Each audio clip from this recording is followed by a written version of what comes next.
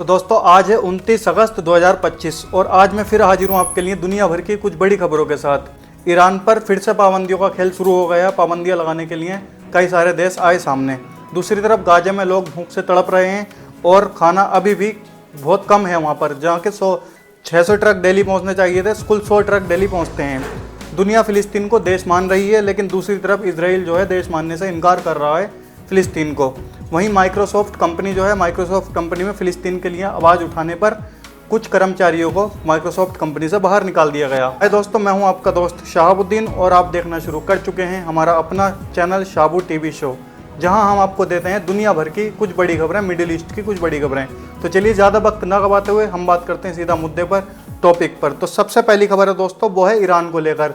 Iran में जो sanction, Iran के ऊपर जो सैंक्शन या प्रतिबंध लगाए जा रहे हैं कुछ देशों द्वारा, उसकी बात करते हैं। क्या पूरी खबर है? क्या दुनिया फिर से एक नए युद्ध की तरफ बढ़ रही है? ब्रिटेन, फ्रांस और जर्मनी ने ईरान पर फिर से पुराने यूएन प्रतिबंध लगाने की तैयारी शुरू कर दी है। लेकिन सवाल ये है, क्या वाकई ईरान गलत है या फिर ये एक बड़ा राजनीतिक का खेल है, बड़ा राजनीतिक का हिस्सा है ये? चलिए पूरी रिपोर्ट में आपको अच्छे से बताता हूँ, पूरी रिपोर्ट अच्छे से क्लियर करता हूँ क्या मामला है इस रिपोर्ट में। दरअसल 2015 में एक एग्रीमेंट हुआ था ईरान के साथ, जिसमें ईरान ने अपने न्यूक्लियर प्रोग्राम को सीमित करने का वादा किया था। मतलब सीमित करने का वादा ईरान ने किया था और बदले में उस पर कड़े आर्थिक प्रतिबंध हटा लिए गए थे उन देशों की तरफ से। लेकिन कुछ साल बाद अमेरिका ने इस समझौते से खुद ही निकल गया। अमेरिका इस समझौते से खुद पीछे हट गया और फिर से ईरान पर पाबंदियां लगाने की बातें स्टार्ट कर दी। अब यूके, फ्रांस और जर्मनी भी वही करने की कोशिश कर रहे हैं जो अमेरिका ने किया था। ईरान का साफ कहना है कि उसका जो न्यूक्लियर प्रोग्राम है, उसका जो परमाणु हथियार बनाने का जो प्रोग्राम है, वो सिर्फ एक शांति का और बिजली बनाने के लिए है, जैसे सिविल कामों के लिए है, हथियार बनाने के लिए नहीं है। ईरान ने साफ कहा कि हम जो ये परमाणु का जो बना रहे हैं, ये न्यूक्लियर प्रोग्राम कर रहे हैं, ये कोई हथियार बनाने के लिए नहीं है, सिर्फ और सिर्फ हमारे देश की भलाई के लिए है। हम इससे बिजली बनाएंगे और भी हमारे सिविल कामों के लिए हैं। ईरान ने यह भी कहा कि वो बातचीत और डिप्लोमेसी के लिए हमेशा तैयार है। अगर सामने वाले देश ईमानदारी और बराबरी से बात करें तो ईरान बात करने के लिए तैयार है। लेकिन पश्चिम देश लगातार दबाव बनाते जा रहे हैं, जिससे हालात और बिगड़ते जा रहे हैं। ईरान बार बार दुनिया को बता रहा है कि वो जंग नहीं चाहता, वो सिर्फ शांति चाहता है। असली सवाल ये है, क्या वाकई ईरान को दोषी ठहराना सही है या फिर बड़ी ताकतें अपने फ़ायदे के लिए उसे बलि का बकरा बना रही हैं? दोस्तों, सच्चाई यही है, अगर दुनिया को शांति चाहिए तो बातचीत और भरोसे का रास्ता ही सबसे सही है, सबसे बढ़िया है, ना कि धमकी और पाबंदियों सबको लगाकर या फिर हमला करके। आपको क्या लगता है, ईरान सही है या गलत है? अपनी राय कमेंट में ज़रूर दें। दोस्तों, अब हम बढ़ते हैं दूसरी बड़ी खबर की तरफ आज की। अगर आप यहाँ तक बने हुए हैं तो यहाँ से और ध्यान लगा लें, क्योंकि ये खबर भी सुनना आपके लिए बहुत ही ज़रूरी है, बहुत ही इंपॉर्टेंट है ये खबर भी। दोस्तों, ज़रा सोचिए, अगर आपके घर में खाने के लिए सिर्फ एक कटोरी चावल ही हो या आपके घर में खाने के लिए कुछ भी ना हो, तो आप कैसे जिएंगे? यही हाल है आजकल गाजा के लोगों का। दरअसल दुनिया का सबसे बड़ा फूड एजेंसी जो है, वर्ल्ड फूड प्रोग्राम जो है, वो कह रहा है कि गाजा में खाने की मदद पहुंच रही है, लेकिन वो इतनी कम है कि समुद्र में से एक लोटा पानी निकाल लिया, इतनी कम है वो मदद जो गाजा के अंदर पहुंच रही है। WFP के मुताबिक WFP ने कहा है कि गाजा में रोज़ कम से कम 600 ट्रक पहुंचने चाहिए, खाने पीने का सामान, उनका ज़रूरी सामान पहुंचना चाहिए, लेकिन सिर्फ और सिर्फ 100 ट्रक पहुंच रहे हैं। अब सोचिए, जहां 600 ट्रक की ज़रूरत है वहां 100 ट्रक क्या काम करेंगे? इतनी कम मदद क्या काम करेगी? एक रिपोर्ट के मुताबिक गाजा के 5 लाख से ज़्यादा लोग भूखमरी की कगार पर हैं और कुपोषण के शिकार की तरफ बढ़ रहे हैं।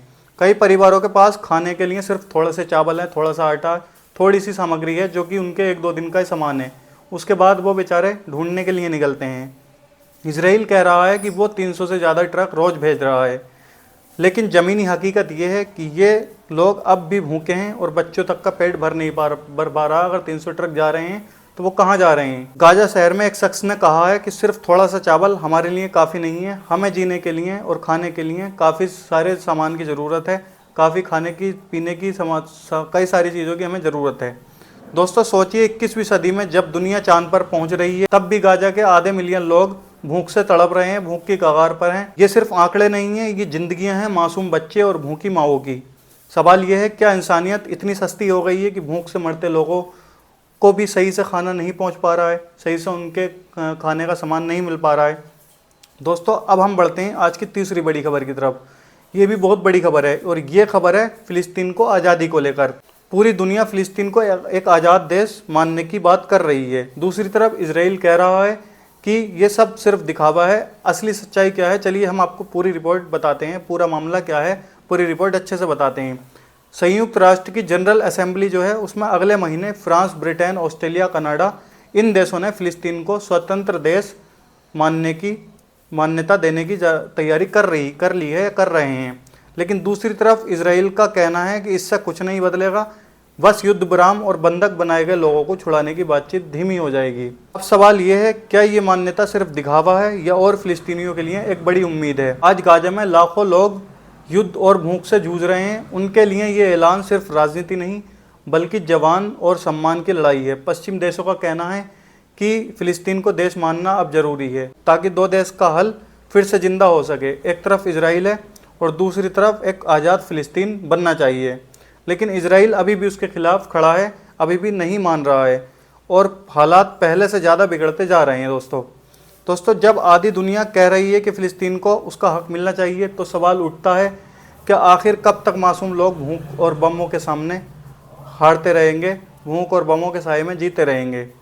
क्या अब समय नहीं आ गया कि फ़िलिस्तीन को भी एक आज़ाद मुल्क के रूप में पहचाना जाए ताकि वहाँ की आने वाली पीढ़ी भी अमन और इज्जत से जी सके। दोस्तों अब हम आपको लिए चलते हैं आज की चौथी बड़ी खबर की तरफ और ये भी बड़ी खबर है। अगर आप यहाँ तक बने हुए हैं तो और ध्यान लगा लें, ये भी आपके लिए सुनना बेहद ही ज़रूरी है। ये खबर है माइक्रोसॉफ्ट कंपनी ने जो 4 कर्मचारियों को निकाला है अपने, वो क्यों निकाला है उसकी हम बात करते हैं। क्या आपने कभी सुना है कि नौकरी से निकालना सिर्फ इसलिए कि किसी ने इंसानियत की आवाज़ उठाई? ये हुआ माइक्रोसॉफ्ट कंपनी में। चलिए मैं आपको पूरी रिपोर्ट डिटेल से बताता हूँ, पूरा मामला बताता हूँ हुआ क्या। माइक्रोसॉफ्ट ने 4 कर्मचारियों को नौकरी से निकाल दिया। माइक्रोसॉफ्ट जो कंपनी है उसने 4 कर्मचारियों को नौकरी से निकाल दिया क्योंकि उन्होंने कंपनी के दफ्तर में बैठकर इजराइल से कंपनी के रिश्तों का विरोध किया। जो कंपनी के रिश्ते इजराइल से बने हुए हैं उस रिश्तों का विरोध किया। उन्होंने कहा कि कंपनी को इजराइल से अपने रिश्ते हटा लेने चाहिए, तोड़ लेने चाहिए, ख़त्म कर लेने चाहिए। प्रदर्शन करने वाले कर्मचारियों का कहना है कि माइक्रोसॉफ्ट का एजवर सॉफ्टवेयर जो है वो इजराइल इस्तेमाल कर रहा है और इसके ज़रिए फ़िलिस्तीनियों की जासूसी की जा रही है। सॉफ्टवेयर के ज़रिए कर्मचारियों ने यह भी कहा कि इंसाफ की लड़ाई है, हम चुप नहीं रह सकते। लेकिन कंपनी का कहना है ये विरोध उसके नियमों और सुरक्षा नीतियों के खिलाफ है। दोस्तों सोचिए, बड़ी बड़ी कंपनियां जो हैं वो अपने मुनाफे के लिए मासूम जिंदगियों की आवाज़ दबा रही हैं, तो क्या चुप रहना सही है? फिलिस्तीन की लड़ाई सिर्फ ज़मीन की नहीं बल्कि इंसानियत और सच्चाई की लड़ाई है। आपको क्या लगता है, क्या इन कर्मचारियों को निकाला जाना चाहिए, इंसाफ की आवाज़ दबाना है? कमेंट में अपनी राय ज़रूर दें। सच्चाई फैलाने के लिए वीडियो को शेयर ज़रूर करें दोस्तों। और अगर आपको हमारी वीडियो अच्छी लगती है तो आप चैनल को सब्सक्राइब कर लें, वीडियो को लाइक कर दें।